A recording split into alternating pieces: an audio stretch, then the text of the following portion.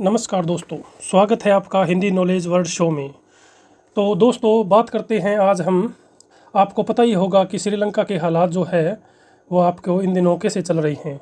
वहाँ की सरकार ने कर्ज चुकाना साफ तौर से मना कर दिया है। देश में खाने पीने की चीज़ों की भारी किल्लत है। पेट्रोल और डीजल और दूध के लिए लंबी लंबी कतारें लग रही है और 100 ग्राम ही लोगों को जो है वो दूध और पेट्रोल दिया जा रहा है, वो भी 2000 रुपये प्रति लीटर के हिसाब से। तो देश की राजधानी के लिए पर्याप्त बिजली भी नहीं है।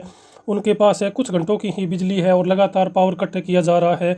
इसके अलावा लोग सड़कों पर आ गए हैं और प्रधानमंत्री और राष्ट्रपति के साथ साथ है पूरी सरकार से इस्तीफे की मांग कर रहे हैं।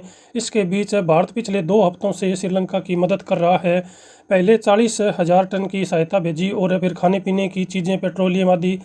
और भारत ने इमरजेंसी में श्रीलंका को $2 अरब का लोन भी दिया, जो लगभग 15,000 करोड़ रुपए के आसपास है, जिनकी ब्याज दर जो है वो नाम मात्र की है। इसके अलावा $500 मिलियन का क्रेडिट लाइन भी दिया है श्रीलंका को भारत ने, जिसमें वह लोगों के लिए खाने पीने की चीज़ें और पेट्रोल खरीद सकें। लेकिन अब श्रीलंका ने भारत के सामने एक ऐसी शर्त रखी है जो भारत को पूरी करनी होगी, नहीं तो श्रीलंका के साथ साथ है भारत भी बड़ी मुश्किल में फंस सकता है। पहली शर्त यह रखी है कि पहली डिमांड है श्रीलंका ने भारत के सामने यह रखी है कि भारत उनका ग्रांटर बने। और क्योंकि इस समय श्रीलंका को कोई भी लोन नहीं देना चाहता है और जो भी विदेशी कर्ज है उसको भी सरकार ने डिफ़ॉल्टर कर चुकी है। ऐसे में श्रीलंका में आर्थिक तंगी के कारण हालात और भी बुरे हो रहे हैं। ऐसे में श्रीलंका को भारत से कहना है कि वह श्रीलंका का ग्रांटर बने और उसे IMF से लोन दिलवाने का भरोसा दे, क्योंकि भारत की IMF से अच्छी रेपुटेशन है और पकड़ भी है, जिसका फ़ायदा श्रीलंका को दिलवाया जाए। अब सोच रहे होंगे कि भारत श्रीलंका को लोन क्यों दिलवाए, कल को वह नहीं चुकाएगा तो भारत सरकार को देना होगा। तो आपकी जानकारी के अनुसार मैं बता देता हूं कि भारत ने मदद नहीं की तो भारत भी बड़ी मुश्किल में फंस सकता है, क्योंकि इसके पीछे बहुत बड़ा कारण है। क्योंकि श्रीलंका में बहुत ज़्यादा क्राइसिस हो रहा है, जिसकी वजह से वहाँ एक सिविल वार का खतरा भी बन सकता है।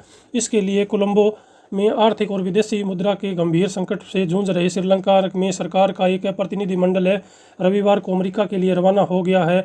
वह अब $4 अरब का राहत पैकेज पाने के लिए अंतर्राष्ट्रीय मुद्रा कोष IMF से बात करेगा। नवनियुक्त वित्त मंत्री अली साबरी ने अगुवाई में वह एक प्रतिनिधिमंडल 19 से 24 अप्रैल के बीच अंतर्राष्ट्रीय मुद्रा कोष से वार्ता करेगा। साबरी ने कहा है कि श्रीलंका में IMF से $4 अरब का राहत पैकेज पाना चाहता है।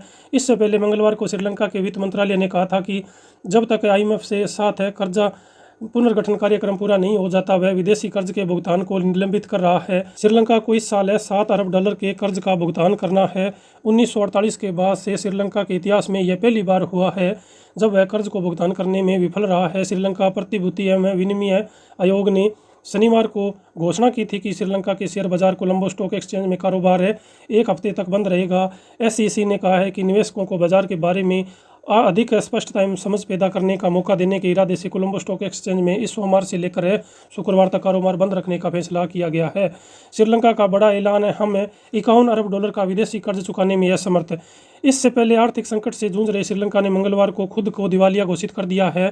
श्रीलंका ने कहा है कि अंतर्राष्ट्रीय मुद्रा कोष के बकाया $51 अरब के विदेशी कर्ज को चुका नहीं पाएगा। अप्रैल 2021 में श्रीलंका पर कुल कर्ज $3500 करोड़ का था, जो महज 1 साल में बढ़कर $5100 करोड़ पर पहुंच गया है। श्रीलंका के कर्ज में ज़्यादातर हिस्सा ऐसी उधारी का है जिसे वह न चुका पाने में की और उसे भारी कीमतें देनी भी पड़ेगी, जिससे वहाँ के लोग पड़ोसी देश में शरण लेने। जानकारी के हिसाब से बता देता हूँ कि श्रीलंका के आसपास कई हज़ार किलोमीटर पे कोई देश की सीमा नहीं लगती है, इसलिए सबसे नज़दीक भारत ही पड़ता है। तो श्रीलंका के लोग आसानी से वोट के जरिए भारत की सीमा में प्रवेश कर सकते हैं।